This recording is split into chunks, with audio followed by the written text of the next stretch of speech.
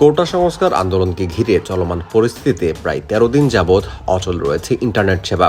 ফলে Facebook Messenger, WhatsApp, ইমোতে কথা বলতে না পেরে ফোন নাম্বারেই কল দিতে হচ্ছে। এতে সাধারণ মানুষকে গুনতে হচ্ছে বাড়তি টাকা। অভিযোগ রয়েছে সিম কোম্পানিগুলো বাড়িয়ে দিয়েছে কল রেট। ঘুম থেকে ওঠা থেকে শুরু করে রাতে ঘুমানো পর্যন্ত আমরা ছোট থেকে বড় প্রত্যেকের লাইফে এমন ভাবে মিশে গেছে ইন্টারনেটটা যে একটা দিনের জন্য বা একটা ঘন্টার জন্য নেট না থাকলেও আমরা সাফোকেটেড ফিল করি। আমরা ইন্টারনেটের মাধ্যমে যেরকম সোশ্যাল মিডিয়াতে আমরা একে অপরের সাথে কানেক্টেড থাকতে পারতাম, এখন আমরা সেটা পারি নাই। যার কারণে হচ্ছে আমাদের মোবাইল বিলটা অনেক বেশি বেড়ে গেছে।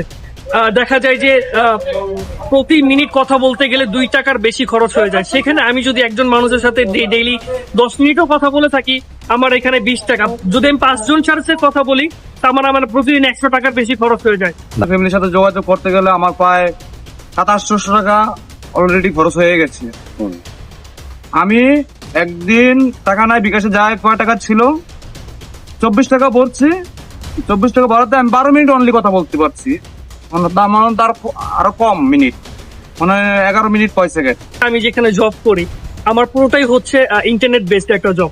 তো সেখানে ইন্টারনেট না থাকার কারণে যে একটা আমরা পুরো অফিসটি যেরকম একটা সাফারার হয়েছে, ঠিক তেমনি পার্সোনাল লাইফেও আমরা ঠিক ওইভাবেই সাফারার হয়েছি। ডকুমেন্ট হোয়াটসঅ্যাপে বেশিরভাগ আমরা ট্রান্সফার করি, এখন করতে পারতেছি না।